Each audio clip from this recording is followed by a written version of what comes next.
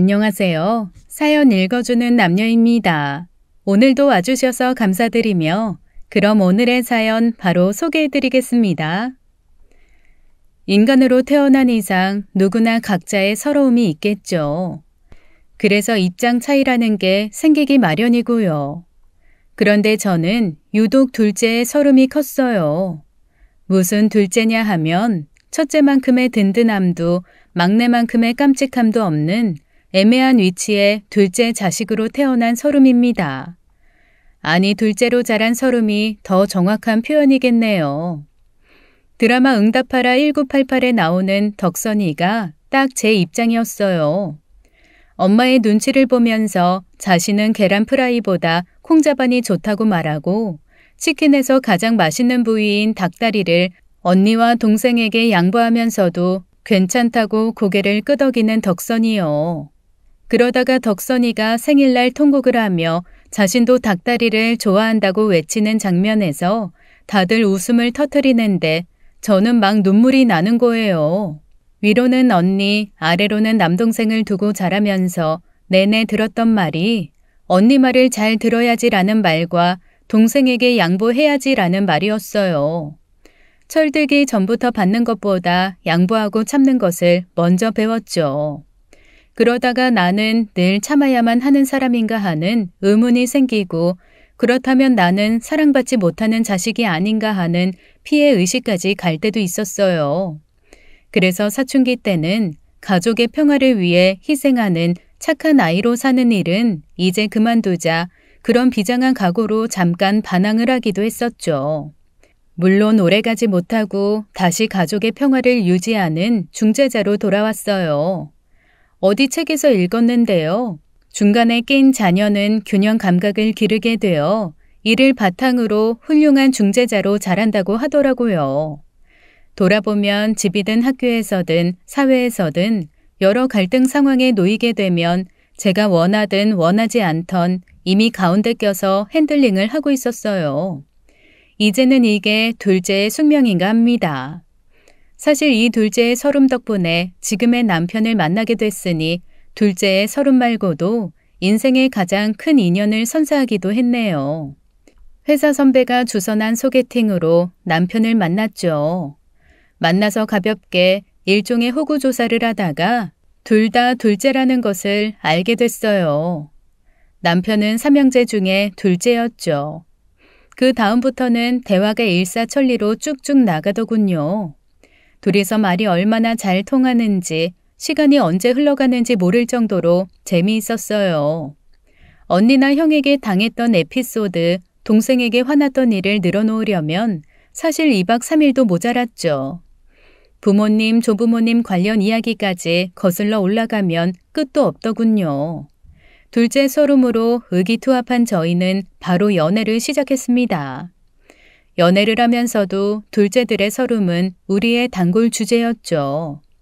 첫째는 든든해서 막내는 귀여워서 둘째는 애매하잖아. 그런데 우리 집은 좀 달랐어. 큰형이 든든한 타입은 아니거든. 오히려 엄마한테 제일 아픈 손가락에 느낌이랄까? 원래 뭐든 첫정이 무서운 법이야. 다들 부모 노릇도 엄마 노릇도 태어나서 처음 하는 거잖아.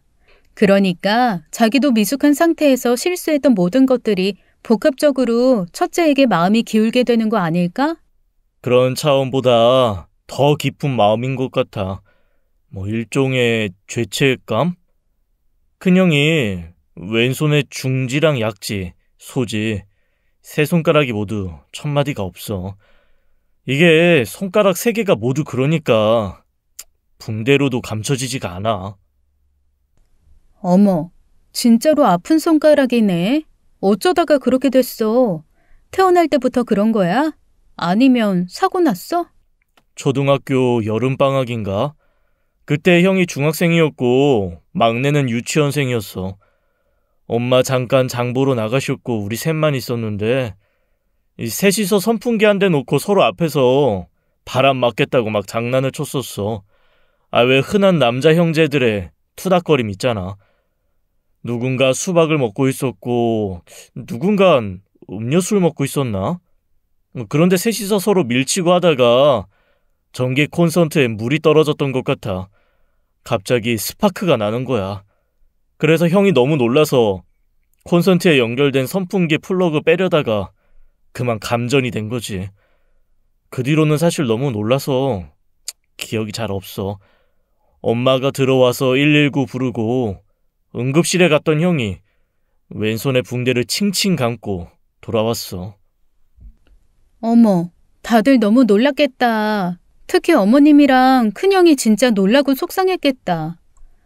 남자 애들이라는 게 잔인하거든.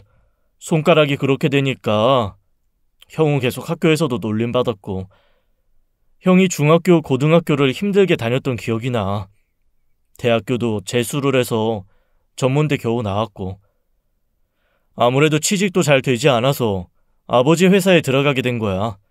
근데 나랑 막내는 서울에 있는 4년제 나와서 대기업에 들어갔잖아. 그러니 엄마가 큰형에게 마음이 더 쓰일 수밖에 없었어. 나도 막내도 큰형에겐 약간의 부채감이 있는 거고. 연애를 3년이 넘게 했어요. 그런데 우리의 결혼이 늦어지게 된 건 남편의 형 때문이었죠. 형이 결혼을 못하고 있는데 둘째가 앞서가면 안 된다는 시어머니의 고집이 완강하셨어요. 명절에 예비 시댁에 인사를 드리러 갔어요. 둘째가 결혼하고 싶다고 아주 성화를 부려서 집에 먼저 인사 오라고 했어요. 얘기는 들었죠? 진석이 위로 형이 하나 있어요. 요즘 시대에 뭐 결혼 순서 따져가며 하냐고 남들은 그러던데 나는 첫째가 결혼을 먼저 해야 집안에 문제가 없다고 생각해요. 연애도 오래 하고 형 결혼 기다린다고 30이 넘어버렸으니 나도 미안한데 결혼 빨리 하고 싶으면 큰애한테 좋은 여자를 먼저 소개시켜요. 그래서 큰형을 결혼하게 만들면 그게 제일 빠른 방법 아닐까요? 당황한 제가 너무 놀라서 찻잔을 떨어뜨릴 뻔했어요. 시집도 오기 전에 아주버님 결혼을 시키라니요. 참, 애들 집에 처음 오자마자 그렇게 얘기하면 시집 오려다가도 놀라서 다 도망가겠네. 그렇게 겁먹지 않아도 돼요. 우리 둘째가 참 속이 깊어요. 가운데서 형이랑 막내 챙기면서 저렇게 큰아들 바라게 엄마까지 맞추며 살아서 우리 집에서는 제일 어른스러워요. 남편감으로 부족함이 없는 아이예요. 아비인 내가 보증할 수 있습니다. 결혼식이 조금만 더 기다려줘요. 내가 집사람 설득해서 조만간 상견례 날짜 잡을게요. 시아버님은 약속을 지키셨어요. 어머님을 어떻게 설득했는지는 모르겠지만 몇 달 후 무사히 결혼식을 할 수 있었으니까요. 일단 우리가 이렇게 물꼬를 트자 막내 서방님은 아주 수월하게 2년 뒤에 결혼할 수 있었죠. 명절이나 생일이 아니어도 한 달에 한 번은 다 같이 모여 시댁에서 점심을 먹었어요. 한 달에 한 번은 가족 모두가 모여 식사를 같이 한다가 시아버님의 결혼 조건이었거든요. 집안마다 분위기라는 게 있잖아요. 다행히도 제 친정집도 함께 모여 맛있는 거 먹고 노는 것을 좋아하는 분위기라 대가족이 모여서 지내는 게 하나도 불편하지 않았죠. 시어머님의 유별난 장남사랑이 가끔 도가 지나칠 때가 있다는 게 문제였어요. 결혼하기 전에 큰 아주버님의 사고 이야기를 들었기 때문에 어머님의 행동을 이해 못하는 건 아니었죠. 하지만 막내 서방님과 동서는 가끔씩 불만을 표하기도 했어요. 다음 달 말에 큰형 이사 가는 거는 다들 알고 있지? 이삿짐 센터가 와서 정리한다고 해도 손이 많이 가는 게 이사 아니니 둘째랑 막내가 와서 정리하고 청소 좀 도와라. 엄마, 요즘엔 이삿짐 센터에서 마무리 청소까지 다 해주는데 작은 형이랑 나는 일 안 해. 차라리 도우미를 불러줘요. 회사에 월차 내면 되지. 그게 무슨 대수냐. 이럴 때 형 얼굴도 한 번 더 보고 하면 좋지. 애들이 이렇게 매몰차니? 어머님, 너무 큰아주버님만 신경 쓰시는 거 아니에요? 좀 섭섭해요. 섭섭하다 생각하지 말고 제발 큰형 여자 좀 찾아봐라. 니들만 그렇게 결혼하고 자식까지 낳고 살면서 혼자 있는 큰형은 불쌍하지도 않니? 아 맞다, 둘째야. 네 언니가 아직 결혼 전이라고 하지 않았니? 너랑 언니랑 비슷하면 나는 아주 무조건 오케이다. 요즘엔 겹사돈이 흉이 아니야. 아, 어머니, 제 언니가 저랑 완전히 다른 인간형이라서요. 제가 감히 추천할 수가 없네요. 아니 시어머니가 드라마를 너무 많이 봐서 저런다. 신경 쓰지 마라. 여보, 애들이 집에 오면 좀 편하게 만들어줘야지. 자나깨나 큰애 걱정이면 애들도 오기 힘들지. 옆에서 듣고 있는 집만이는 또 얼마나 민망해. 아예 안 그러냐 장남. 엄마가 이렇게 유난하게 굴면 오던 여자들도 다 도망가요. 내 연애는 내가 알아서 할 테니까 제발 그만하세요. 그리고 회사에서도 좀 적당히 오세요. 직원들 불편해해요. 아무리 남편이 회사 사장이라도 사모님 회사 출입이 과하시다고요. 그게 다 너 때문 아니니. 지난번에도 그 김 부사장이 네 상무 취임에 반대했다며. 아니 사장 아들이 상무 되는 게 뭐가 어때서? 저기 부인 마님, 회사 일은 집만이와 나한테 좀 맡겨주면 안 될까요? 모처럼 애들 다 같이 모였으니 어여 만난 거나 먹어봅시다.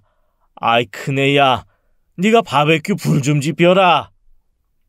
시어머니의 과한 장남 사랑에 대해 시아버님은 항상 여유 있게 반응하시더라고요. 핀잔을 주신다기보다는 어머님을 잘 달랜다는 느낌이 들었죠. 시아버님이 어머님을 많이 사랑하시는 게 느껴졌어요.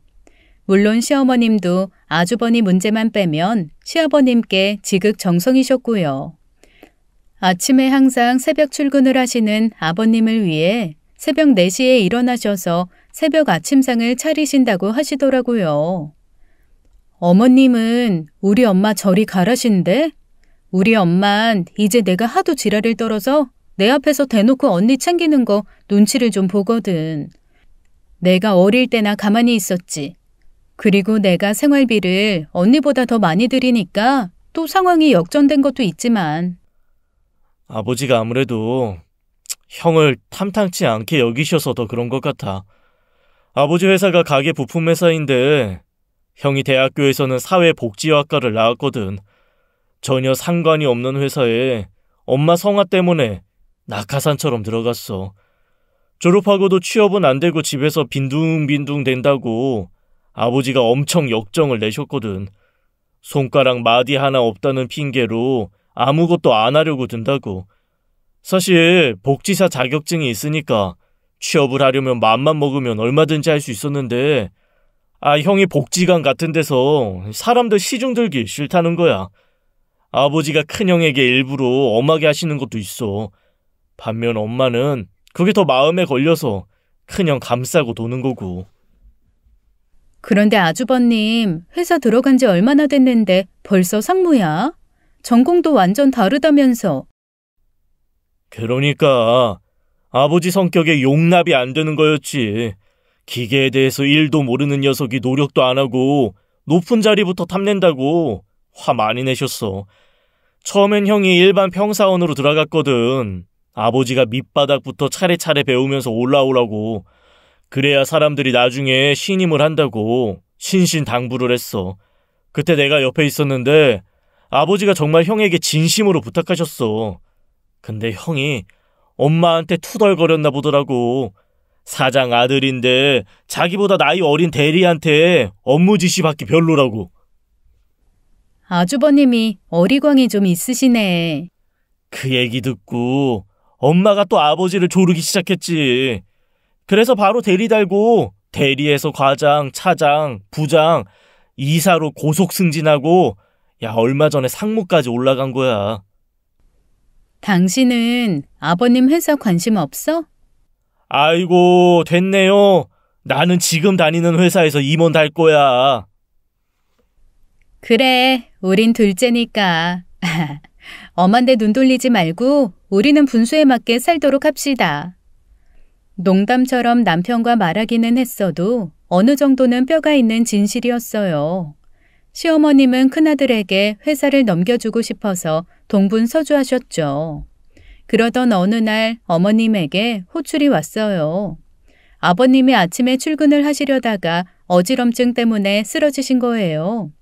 급성 이석증이 왔는데 쓰러지시다가 팔을 잘못 짚으셔서 팔꿈치랑 머리까지 다치셨어요. 검사를 하다 보니 심혈관 쪽에도 이상이 있어서 몇 달은 병원에 계셔야 하는 상황이 됐죠. 남편과 함께 병원으로 갔습니다. 우리가 제일 먼저 도착을 했더라고요. 의사 선생님 방금 만나고 왔는데 몇 달은 입원 치료 받으셔야 한다고 하네요. 이번에 입원하신 김에 종합검진 하시면서 다른 데 이상 징후 있나도 살펴보세요. 이석증이 쉽게 낫는 병이 아니에요. 그나마 집에서 쓰러져서 이 정도라고 생각하라고 하네요. 차도나 계단에서 쓰러졌으면 정말 큰일 날 뻔했어요.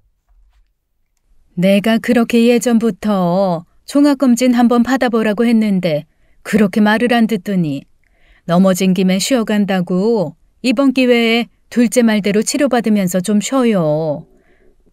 회사는 큰애가 맡아서 하면 되잖아요.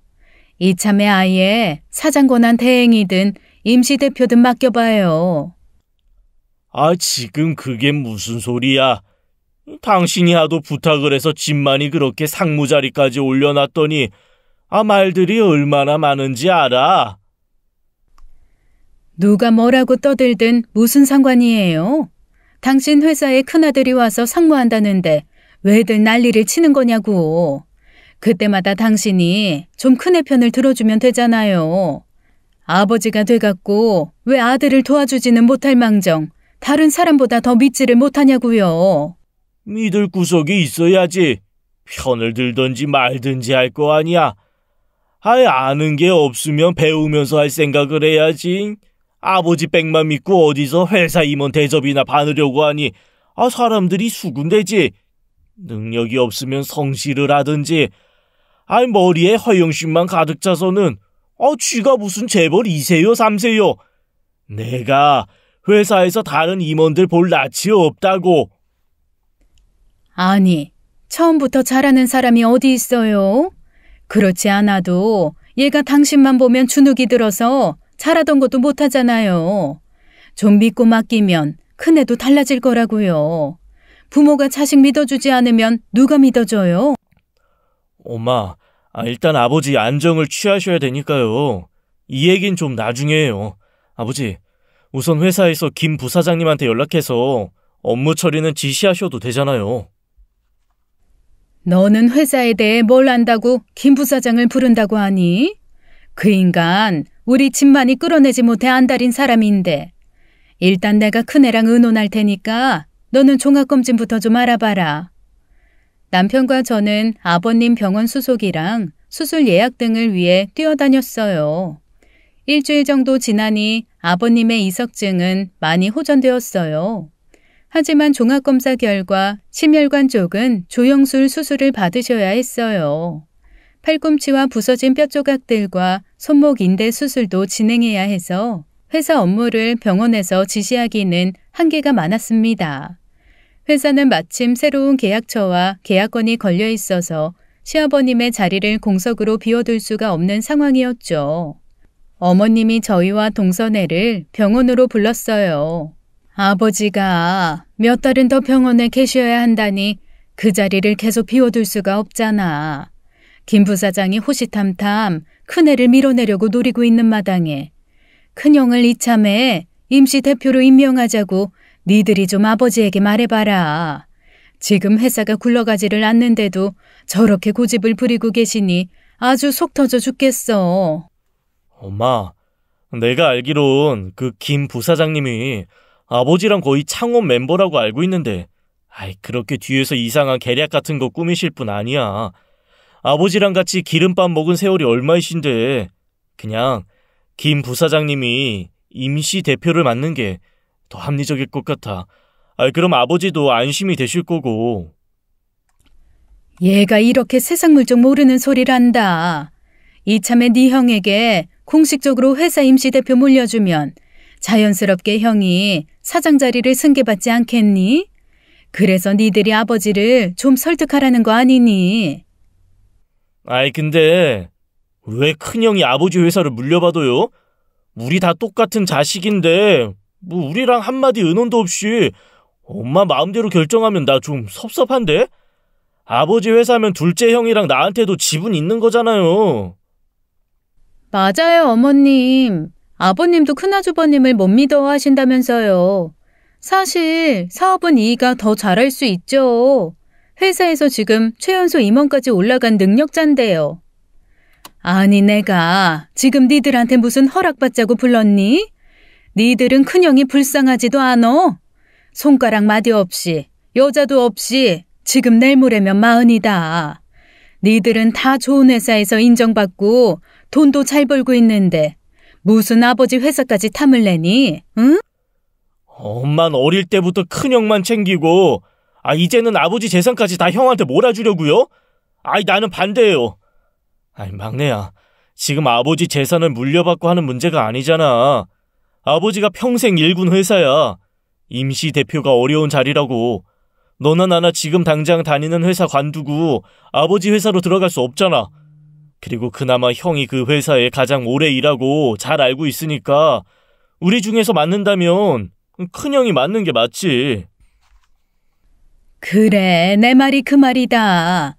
둘째가 그나마 말귀를 알아듣네. 아니, 그래서 큰형은 어디 있어요? 제일 중요한 건 큰형과 아버지 의견이잖아요. 회사에 있지. 내가 가서 미리미리 준비하고 있으라고 했다. 결국 이 집안의 중재자 남편이 시아버지를 설득했어요.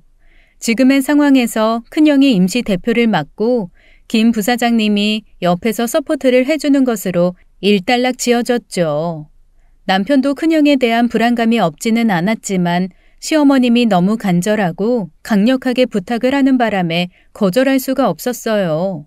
그리고 그나마 형제 중에서 회사 사정을 가장 잘하는 사람이 큰 아주버님밖에 없는 게 사실이었고요.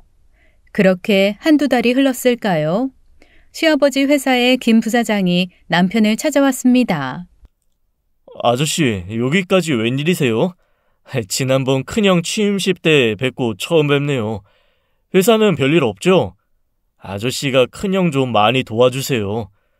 아버지 걱정이 이만저만 아니세요. 내가 그걸 알기에 자네를 먼저 찾아왔네. 사장님이 들으시면 또 당장 병원에서 뛰쳐나오실 게 뻔하니까. 자네 큰형이 대표 자리에 계속 있다간 이 회사 오래 못 가네. 벌써 취소된 계약이 몇 건인지 몰라. 회사 사람들도 술렁대기 시작하고 회사 분위기가 너무 안 좋아. 내가 진만 대표에게 몇 번이나 충고를 했었는데 아예 이제 나보고 부사장에서 내려오라고 하네. 내가 부사장에서 내려오는 게 문제가 아니야. 자네 아버지가 그렇게 힘들게 키워온 회사가 이렇게 망가지는 꼴 내가 더 이상 두고 볼 수가 없어서 찾아왔네.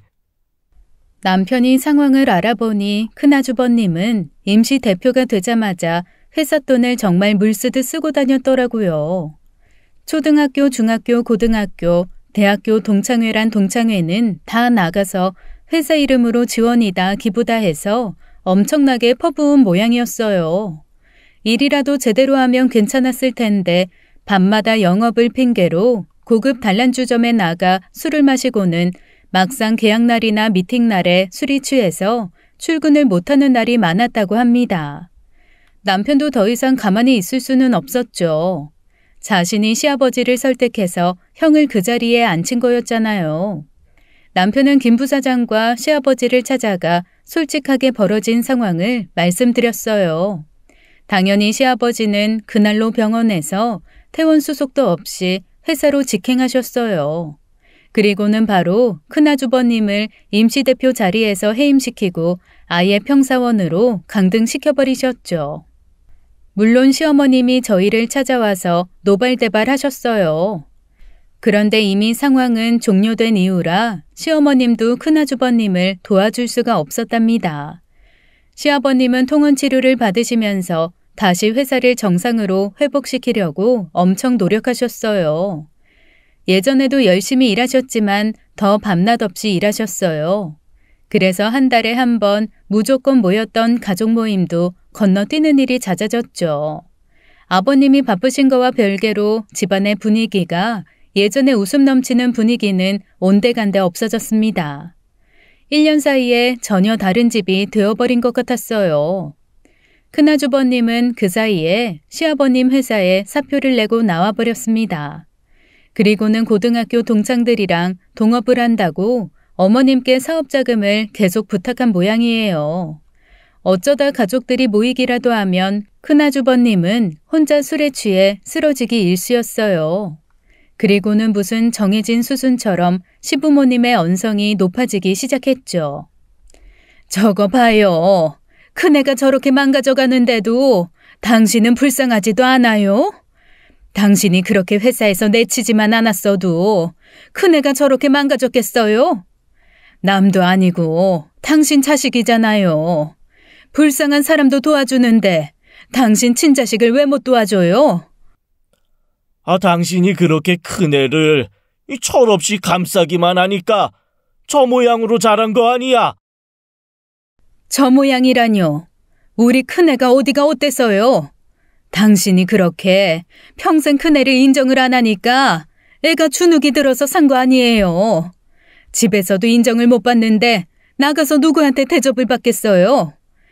이래서 모은 그 돈들 자식한테 안 쓰고 무덤까지 갖고 갈 거예요? 쉽게 손에 쥔 돈은 쉽게 나가는 법이라고. 자기 노력해서 힘들게 벌어봐야 돈 귀한 줄 알지. 나이 40이 되어가는데도 저놈이 할 수 있는 게 뭐가 있어? 그러니까 뭐라도 할 수 있게 좀 도와달라는 거 아니에요. 아이가 저렇게 망가져가는 거 보고만 있을 거예요? 부모가 돼가지고? 부모가 되면 자식에게 물고기를 잡는 법을 알려줘야지. 처음부터 물고기를 던져주면 평생 지 손으로 물고기는커녕 먹고 살 수도 없어. 부모면 자식들이 제대로 혼자서 설 수 있게 하는 게 진짜 도와주는 거라고. 아니, 평생 잡은 물고기 먹으면서 살 수 있는데 뭐하러 고생을 시켜요? 우리가 그렇게 지금까지 피땀 흘리면서 돈 번 게 다 자식들은 고생 안 시키려고 그렇게 밤낮 없이 산 거 아니냐고요. 시어머니와 시아버지는 한치의 양보도 없이 팽팽하게 설전을 이어나가셨어요. 예전에 그렇게 살가웠던 부부의 모습은 아예 찾아볼 수가 없었죠. 그런데 큰아주버님만의 문제가 아니었어요. 바쁘다며 얼굴을 보기 힘들었던 막내 서방님이 갑자기 회사를 그만두고 와인바를 오픈한다고 하더군요. 인테리어 공사비랑 권리금이 상당했어요. 동선의 아파트까지 담보로 대출을 받은 모양이더군요. 다행히 와인바는 위치가 좋아서 그런지 장사가 잘 되었습니다. 하지만 이른바 오픈빨이 빠지고는 공치는 날이 많아졌죠. 월세랑 직원들 월급이 밀리기 시작하자 망하는 건 한순간이었어요. 이제는 큰아주버님이랑 막내 서방님까지 찾아와서 아버님께 사업자금을 달라고 빌었습니다. 아버지, 지금까지 제가 언제 돈 달라고 한 적 있어요? 이번이 처음이잖아요. 이제 은행 대출 못 갚으면 집에 차 앞딱지 붙게 생겼는데 좀 도와주세요. 자식이 이렇게 힘들면 부모가 도와줘야 되는 거잖아요. 아니, 아버지 돈 없어요? 돈을 쌓아두고 있으면서 자식한테 이렇게 인색하시냐고요. 아니, 어차피 아버지 돌아가시면 그 재산 우리가 다 물려받을 거 아니냐고요. 그 재산 미리 땡겨서 증여해 주신다고 생각하시면 되잖아요. 맞아요. 다른 집은 손주가 태어나면 주식으로 증여해 준다고 하잖아요. 그런 건 바라지도 않을 테니까 우리 몫으로 남겨주실 거 먼저 증여해 주세요. 이것들아, 어디서 재산을 내놓으라 말아라 하는 거냐? 니들이 나한테 돈이라도 맡겨놨어? 왜 내가 힘들게 모은 재산이 당연하게 니들께 된다는 그런 계산법이 어디서 나온 거냐? 그렇게 썩어 빠진 정신으로 사업을 한다고 덤비니까 사업이 그 모양으로 망하는 거야. 세상이 그리 만만하냐. 땅을 파봐라. 어디 10원 한 푼이 나오나. 내가 창피해서 동창회를 못 나가요. 아버지가 내가 동창회에 낸 돈 다 회수했다면서요. 아들 체면을 그렇게 박살내요? 내가 학교 다닐 때 애들한테 무시당한 거 돈으로 좀 기 좀 펴겠다는 게 그렇게 나빠요? 아빠가 손가락 없는 불구가 어떤 건지 알기나 해요? 이런 나약한 정신머리. 네 손가락 한마디가 문제가 아니야. 그걸 핑계로 평생 아무것도 노력하지 않는 게 문제지. 아니, 큰애 손가락 다친 이후로 다정하게 한마디라도 해주기는커녕 무슨 정신 타령이냐고요. 다른 부모 같았음 벌써 집이며 차며 직업이며 다 해줬을 거라고. 애들 말대로 어차피 우리 죽으면 물려줄 재산 미리 다 나눠서 증여해줘요. 아버지는 자식보다 돈이 더 귀한 거죠. 나도 나보다 돈이 더 좋다는 아버지 보고 싶지 않네요. 저 칠순잔치에 저 안 갑니다. 큰아주버님도 칠순잔치에 참석하지 않겠다며 나가버렸어요. 시어머님은 며칠을 몸져 누우셨어요. 하지만 아버님도 더 이상 시어머님의 호소를 모른 척 할 수는 없으셨나 봅니다. 칠순잔치 날 유언장을 발표하시겠다며 우리 모두를 모이게 하셨어요. 저는 대신 이제 이 모든 전쟁이 끝나는구나 싶었죠. 하지만 시아버님은 핵폭탄급 발표를 하셨어요. 증여는커녕 단 한 푼의 유산 상속도 없고 아버님의 모든 재산은 사회에 환원하겠다고 말입니다. 시아버지의 표정은 결연한 느낌마저 들었죠. 그런 시아버지의 표정을 보시고는 시어머님의 표정에도 결기가 돌았어요. 그래요. 당신이 그렇게 자식들보다 당신 재산 지키겠다고 하면 나는 이렇게라도 내 자식들 살려야겠네요. 우리 이혼합시다. 아니, 나는 당신과 이혼해야겠어요. 당신 재산 나한테도 권리 있는 거 알죠? 설마 이것도 못 주겠다는 말은 못하겠죠. 시아버님의 칠수는 잔치가 아니라 45주년 결혼 생활의 종지부를 찍게 된 거죠. 시어머님은 재산 분할을 요청하셨어요. 시아버님도 시어머님도 뜻을 굽힐 생각이 없으셨어요. 남편과 저는 그래도 두 분을 어떻게 해서라도 설득해보고자 마음먹었죠. 먼저 시아버님을 찾아갔어요. 둘째 너희도 내가 모든 재산을 사회에 환원한다니 그게 섭섭해서 따지러 왔냐? 아버지, 물론 저도 아버지 유산에 관심이 전혀 없다고 말하면 거짓말이겠죠. 그래도 그건 어차피 아버지가 돌아가시면 자연스럽게 상식적으로 배분될 거라고 그 정도는 생각하고 있었어요. 그렇다고 이번에 아버지가 발표하신 유산 사회 환원에 대해서는 반대도 찬성의 입장도 아니에요. 내가 평생 모은 재산이다. 맨 땅에 빈손으로 시작해 50년을 고생해서 일군 회사야. 이제 그 회사가 내 개인의 회사가 아니란 말이다. 나뿐만이 아니라 지금까지 수십 명, 수백 명의 사람들이 흘린 땀과 노력의 결과물이야.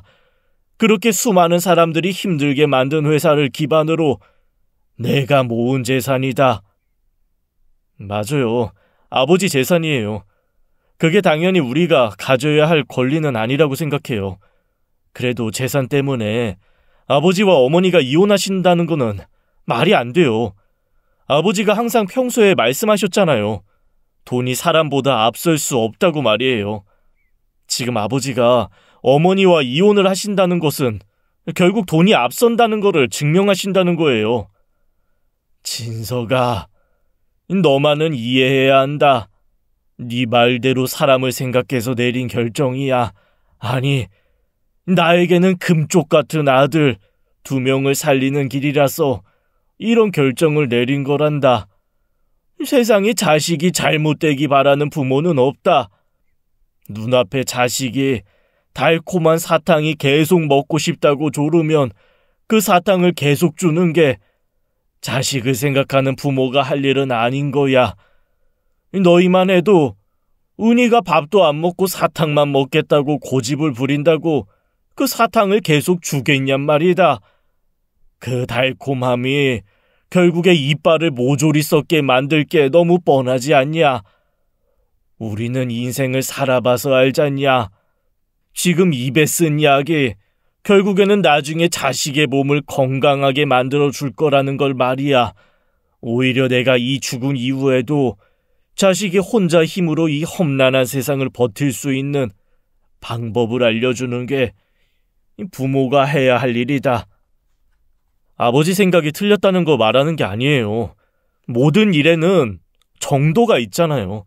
사탕이 몸에 나쁘다고 평생 사탕은 안 되고 몸에 좋은 쓴 약만 먹으라고 할 수 없는 것처럼요.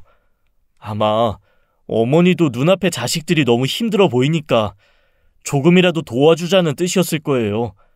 아버지가 너무 완강하시게 나오시니까 어머니도 이혼이라는 초강수를 두시는 거잖아요. 여기서 두 분이 다 이렇게 한치 양보를 안 하시겠다고 하시면 어떡해요? 그래. 내가 네 엄마와 산지 45년이다. 왜 네 엄마를 모르겠냐?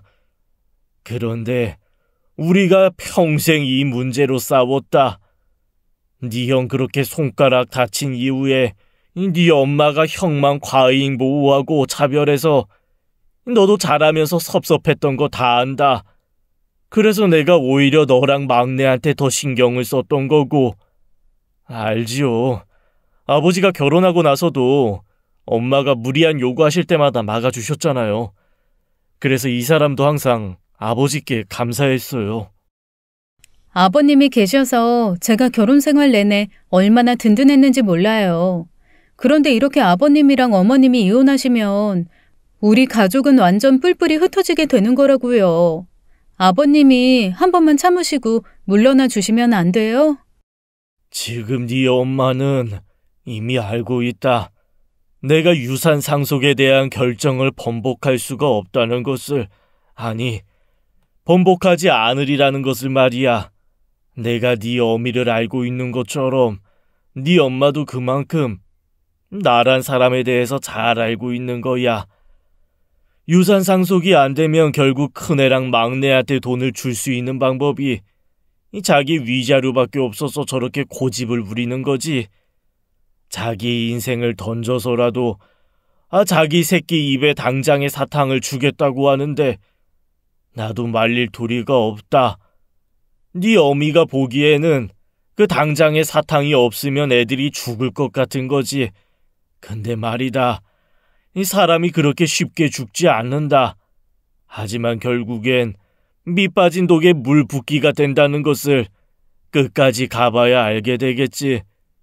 그러니 너희들도 더 이상 시간 낭비하지 말고 니들 인생이나 집중해서 살거라. 아니 나중에 이혼하게 되면 가끔 네 어머니 사는 거나 들여다봐주면 좋고. 역시 예상대로 시아버지는 결정하신 뜻을 굽힐 생각이 없으셨습니다. 남편과 저는 시어머니를 따로 만나서 이혼만은 막아보려고 했어요.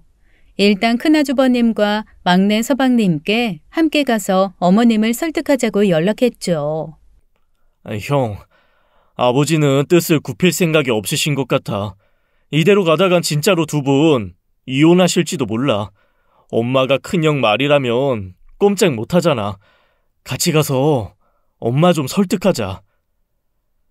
아버지 평생을 그렇게 마음대로 하셨잖아. 엄마가 그래서 얼마나 힘들어했어. 이제 엄마도 아버지한테서 자유롭게 되면 좋지 뭐. 아내도 자식도 다 필요 없으니까 그 많은 재산 몽땅 모르는 사람들에게 주겠다는 거 아니야? 말리긴 뭘 말려. 그냥 이혼하시라고 해. 형, 나는 이번에 정말 아버지가 그러실 줄 몰랐어. 우리가 남보다도 못하다는 거잖아. 엄마가 그렇게 이혼까지 하겠다는데 눈 하나 깜짝 안 하시지? 그게 아버지라는 사람이야. 그 재산 자식한테 주는 건 아깝고 남한테 주는 건 괜찮아?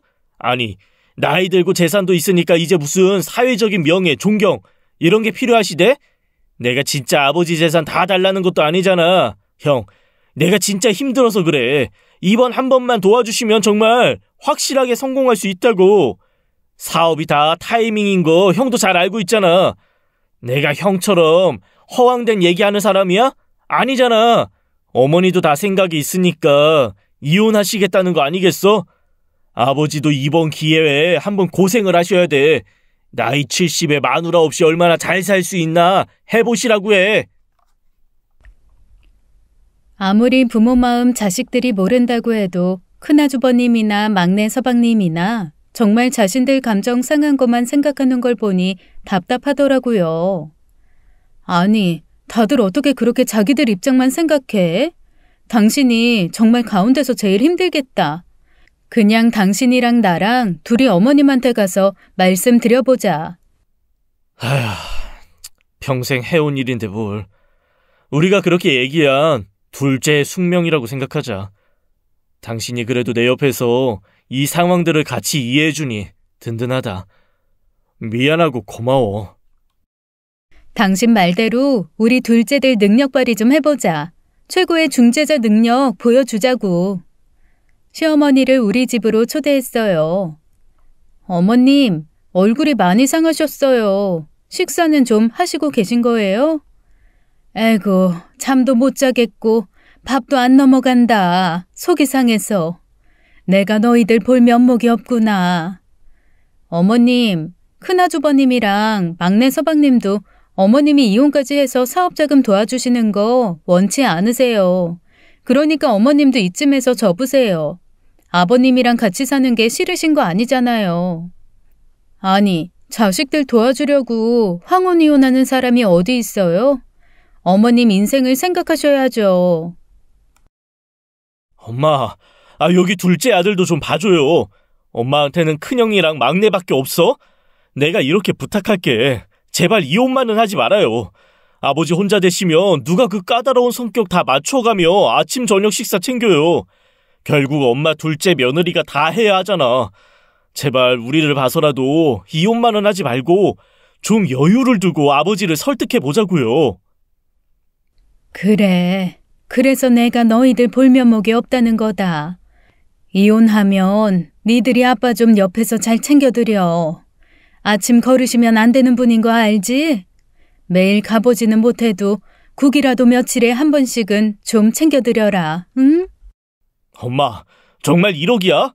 아니, 이혼이라도 해서 형이랑 막내를 도와주는 게 정상적인 생각이냐고. 길 가는 사람 아무나 붙잡고 물어봐. 자식들 사업자금 대주려고 말년에 이혼하는 할머니가 맞는 거냐고.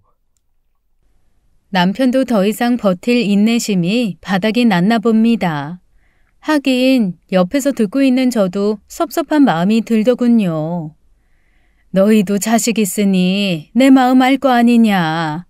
자식이 눈앞에서 울면서 힘들다고 매달리는데 그걸 어찌 모른 채 하고 내 먹고 살 것만 생각하겠니? 간이라도 떼서 줄 판인데 그깟 이혼 못하겠니? 일단 자식 새끼는 살리고 봐야 할 거 아니야.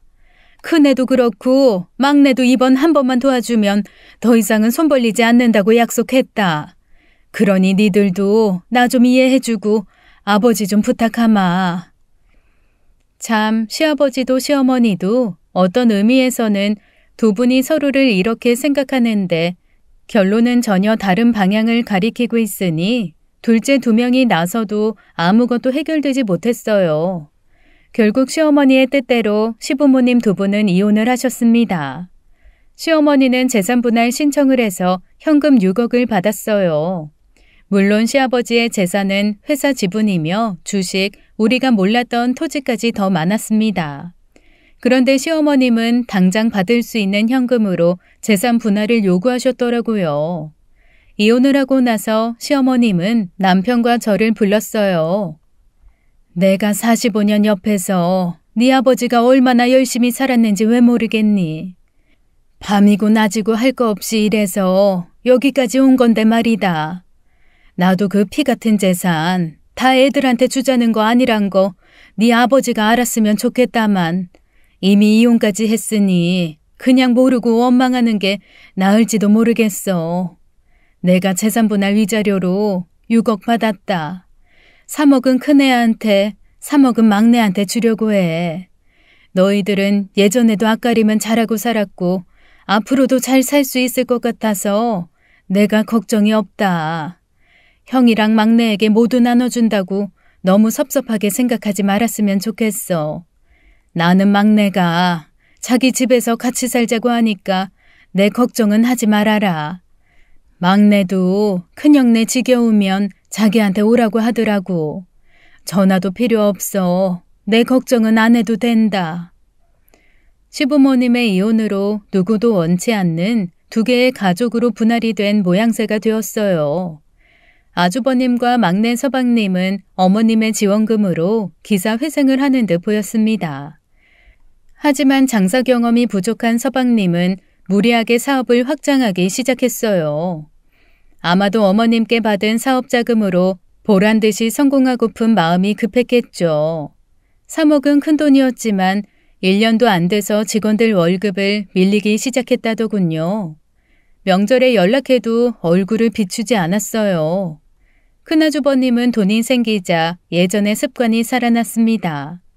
일단 수중에 돈이 들어오면 물 쓰듯 낭비하는 것을 버리지 못했죠. 그러면서 만난 투자 사기단에 나머지 돈을 몽땅 투자했다고 하더라고요. 한 번도 힘들게 노력해서 돈을 벌어보지 못해서인지 단시일에 몇백 배를 불려주겠다는 말에 속아 넘어간 거였죠. 조직적으로 조작해서 수익금을 보내주는 달콤함에 눈이 멀어버렸어요. 처음엔 1,000만 원으로 시작한 돈이 결국엔 1억이 넘는 돈을 한꺼번에 입금했는데 바로 다음 날에 흔적도 없이 사라져버린 거예요. 전형적인 코인 투자 사기단이었다고 하더라고요. 순식간에 사라진 돈을 메우기 위해 그 다음엔 부동산 투자를 했어요. 하지만 사기꾼들은 정확하게 먹잇감을 찾아냈습니다. 이번엔 재개발을 미끼로 접근한 투자 사기꾼들이었어요. 결국 살고 있던 오피스텔 보증금까지 날려먹었죠. 시어머님은 혼자서 빌라 반지하 월세방으로 가시게 되었습니다. 구청에서 진행하는 공공근로에 나가시고 계시더라고요. 상황이 그렇게까지 되었는데도 시어머님은 저희에게 연락하지 않으셨어요. 서울에서 사업을 정리하고 지방 친정네로 떠나던 막내 동서에게서 연락이 왔습니다. 형님, 그동안 전화도 안 받고 연락도 못 드려서 죄송해요. 사업이 망하려고 하니까 순식간이더라고요. 남편도 그렇게 큰 소리치고 부모님 이혼까지 시켰는데 이렇게 돼서 도저히 얼굴 들고 형을 볼 면목이 없다고. 저희는 제 친정이 있는 순천으로 내려가요. 일단 거기서 친정아버지가 하는 음식점 도와가면서 일 배우려고요. 근데 큰아주버님은 저희보다 더 안 좋은가 봐요. 지난번에 저희한테 전화해서 혼자서 강원도로 가신다고.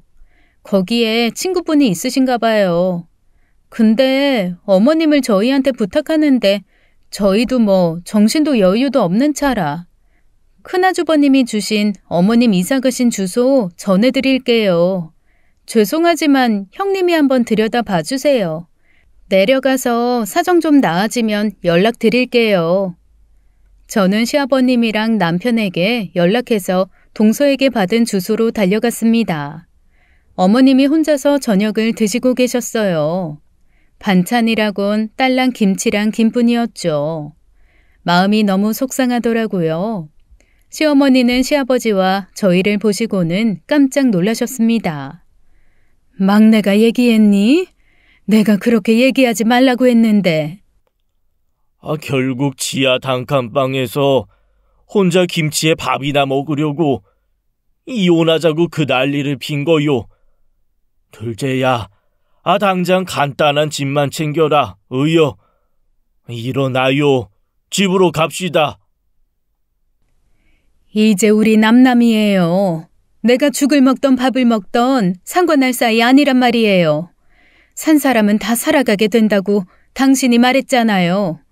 내가 난리 펴서 이혼하자고 한 거 나도 아니까 당신이나 이 집에서 나가요. 어머님, 방이 냉골이에요. 이러다간 큰 병 나세요. 괜찮다. 자식들은 이 엄동설 안에 살던 집 떠나서 지방으로 간다는데 어미는 이렇게 내 목숨 살자고 밥을 먹고 있다. 다 내 잘못이야. 내가 지금 니들 보기도 당신 얼굴 보기도 너무 힘드니까 내 생각 조금이라도 한다면 그냥 못 본 척하고 가줬으면 좋겠다. 시어머니는 이불을 뒤집어 쓰고 전기장판의 뒤를 돌아서 누워버리셨어요. 시아버지와 남편과 저는 일단은 밖으로 나왔습니다. 네 엄마 자존심에 아마 저런 모습 보이는 게 죽기보다 싫을 거다. 둘째, 너는 내일 출근해야 하니까 에미, 네가 나랑 내일 다시 오자. 다음 날 아침 일찍 시아버지와 시어머니 집으로 다시 갔습니다. 그런데 아무리 문을 두드려도 안에서 인기척이 없더라고요. 시아버님이 유리창을 깨고 문을 열고 들어갔어요. 시어머님 몸이 불덩이 같았어요. 119를 불러서 응급실로 갔죠. 시어머님은 급성 폐렴이셨어요. 입원하신 일주일 동안 시어머님 간병을 시아버지가 지극정성으로 하셨습니다. 어머님 옷가지를 챙겨서 병원으로 갔는데 마침 시아버지가 시어머님 휠체어를 태워서 휴게실에 계시더군요. 휴게실 텔레비전에서 웨딩 장면이 나오고 있더군요. 우리 결혼할 때는 돈이 없어서 이 결혼식도 못 올리고 사진관에서 사진만 찍었잖아. 나는 결혼 생활 내내 그게 걸리더라고. 50주년 금혼식 때에는 내가 꼭 웨딩드레스를 입혀줘야지 생각했는데 나이 70에 이혼을 하게 된 거 아닌가? 나도 내가 이 나이 돼서 이혼녀가 될지는 몰랐네요. 큰애랑 막내가 저리 된 게 다 내 탓인가 싶기도 하고. 당신 말대로 낚시하는 법을 알려주지 않고 마음이 급해서 물고기들을 잡아줘서 앞으로도 애들이 먹고 사는 방법 영영 모르게 되면 어쩌나 걱정되기도 했네요. 아이들이 그리 된 게 왜 당신 탓이야? 다 지들 못난 탓이지. 이제 애미 애비 이혼시킨 돈으로 저렇게까지 바닥을 쳤으니 지들도 정신을 차리겠지. 그래서 하는 말인데 이제 애들 걱정은 좀 적고 전 남편 걱정 좀 해주시오. 전 남편이 이렇게 멀쩡하게 잘 살고 있는데 뭔 걱정을 해요? 결혼신고하고 내가 은반지 끼워주면서 우리 같이 약속하지 않았나? 평생 무슨 일이 있어도 죽을 때까지 함께하기로. 기억나지 않을 것 같아서 내가 증거 사진을 이렇게 가지고 왔지. 여기 사진 뒤에 세상 마지막 죽는 날까지 평생 함께합니다. 이 둘 다 지장까지 찍었구만. 있긴 왜 잊어요. 결혼사진이라곤 딸랑 이거 하나 있는데. 근데 사람들이 욕하지 않을까? 나이 들어서 이혼해놓고 다시 또 재혼한다고 하면. 우리 금혼식을 좀 앞당겨서 재혼식을 하지 뭐. 이번에 아주 성대하게 제대로 웨딩드레스 입고 합시다. 시어머님은 퇴원하시면서 바로 예전 집으로 돌아가셨어요. 그리고 아버님 말씀처럼 제대로 된 재혼식을 하셨고요. 강원도 친구 감자밭에서 일하고 있던 큰아주버님과 순천에 있는 막내 동선에도 모두 참석했어요. 시아버지는 재혼식에서 유언장을 다시 발표하셨습니다. 아버님 명의로 된 회사 지분은 사회에 기부를 하고 남아있는 땅과 집은 모두 어머님께 명의를 양도하셨어요. 이 재산은 이제 자식들 누구한테도 주지 않을 거다. 그러니 너희들 삼형제는 물려받을 재산 같은 거 없다고 생각하고 살아라. 시부모님들이 무슨 생각으로 그런 결정을 내리셨는지 짐작은 가더군요. 아버님도 어머님에게 선택권을 주시고 싶으셨겠죠. 자식을 어떻게 키워야 하는 게 맞는 건지 정답은 없잖아요. 우리는 다 우리만의 사연과 사정이 있고 그래서 입장 차이라는 게 있으니까요. 이렇게 한바탕 폭풍우가 지나가고 나서 시아버지와 시어머니는 한 달에 한 번 모임도 없애버리셨어요. 아들 2명이 모두 지방에 사는 이유도 있고요. 이제는 두 분이서 여행을 자주 다니시고 있기 때문이에요. 이제 다시 우리 가족 모두에게 행복한 나날들이 찾아오리라 믿습니다. 지금까지 사연 읽어주는 남녀였습니다. 끝까지 시청해주신 여러분 감사드리며 저희는 다음 사연으로 돌아올게요. 감사합니다.